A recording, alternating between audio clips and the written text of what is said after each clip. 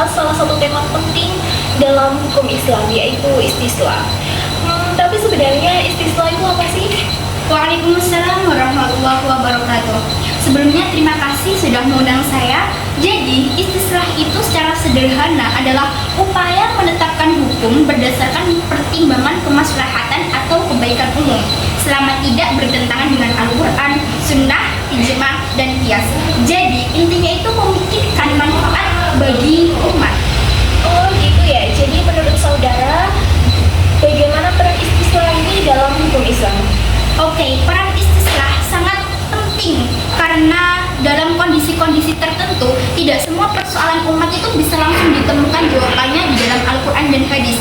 Nah, disinilah istislah membantu para ulama atau mujtahid untuk menetapkan hukum yang bermanfaat, menjaga maslahat, dan mencegah kerusakan atau mafsadat. Menarik. Kalau contoh-contohnya itu apa saja?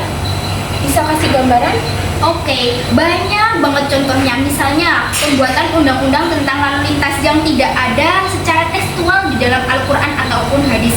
Tapi penting kan untuk kemaslahatan umat.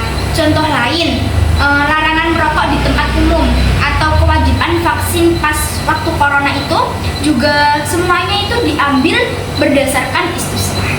Wah, jadi apakah istislah ini bisa dilakukan oleh semua orang? Maksudnya apakah siapapun bisa melangsungkan pakai metode ini?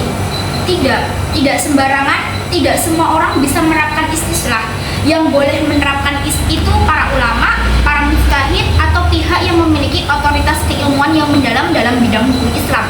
Karena mereka yang memahami batasan-batasannya supaya tidak menyimpang dari prinsip-prinsip syariat. Nah, kalau begitu apa saja sih syarat-syarat untuk melakukan istislah ini? Banyak, ada beberapa syarat. Yang pertama, maslahat yang dimaksudkan itu harus benar-benar nyata dan bukan dugaan semata. Kedua, maslahat itu harus bersifat umum, bukan untuk kepentingan pribadi. Yang ketiga, tidak boleh bertentangan dengan nas yang jelas dari Al-Quran dan Hadis. Keempat, maslahat itu harus sesuai dengan tujuan syariat, yaitu menjaga agama, jiwa, akal, keturunan, dan harta. Menarik banget ya. Nah, mengapa sih melakukan istislah ini penting? Karena di dalam Islam adalah agama yang fleksibel dan realitas, selalu mempertimbangkan kondisi zaman dan tempat. Dengan istislah, hukum Islam tetap bisa menjawab tantangan zaman tanpa kehilangan esensi ajarannya. Jadi, penting supaya umat Islam tetap hidup dalam aturan yang relevan dan maslahat, bukan hanya terpaku pada teks tanpa melihat konteks. Jadi, apakah semua orang bisa menerima keputusan yang dibuat dengan metode istislah ini tanpa ada pertentangan? Secara ideal iya, karena keputusan istislah diambil demi kepentingan umum.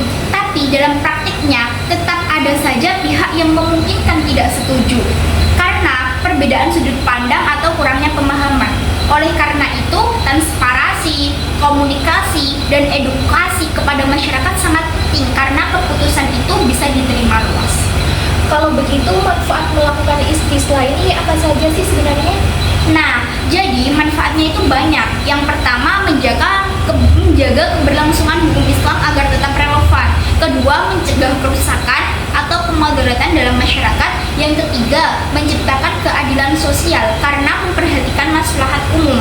Yang keempat, membuat hukum Islam tidak kaku, tetapi fleksibel sesuai kebutuhan zaman tanpa mengorbankan prinsip dasar. Jadi seperti itu ya, mengenai istislah ini, saudara bisa simpulkan tidak? Hal-hal penting apa yang kita bisa ambil dari pembahasan ini? Baik, coba saya simpulkan ya. Jadi istislah adalah salah satu metode penetapan hukum dalam Islam yang berfokus pada kemaslahatan umum selama tidak bertentangan dengan nas syar'i. Perannya sangat penting untuk menjawab persoalan-persoalan baru yang tidak ada jawabannya secara tekstual di Al-Quran ataupun hadis. Tidak semua orang bisa menerapkannya, hanya mereka yang ahli dalam hukum Islam. Syarat-syaratnya pun cukup ketat, supaya tidak melenceng dari tujuan syariat. Pentingnya istislah adalah agar hukum Islam tetap hidup relevan dan membawa kemaslahatan bagi umat. Meski tidak semua orang mungkin secara langsung menerima, dengan edukasi yang baik, manfaat istislah dapat dirasakan bersama, yaitu terciptanya keadilan, ketertiban, dan kesejahteraan dalam masyarakat. Terima kasih penjelasannya. udah sharing ilmu juga dan waktunya di podcast kali ini. Baik, sama-sama Kak. Oke, itu tadi obrolan kita tentang istislah. Sampai ketemu di episode selanjutnya. Jangan lupa terus belajar dan berpikir terbuka. Wassalamualaikum warahmatullahi wabarakatuh.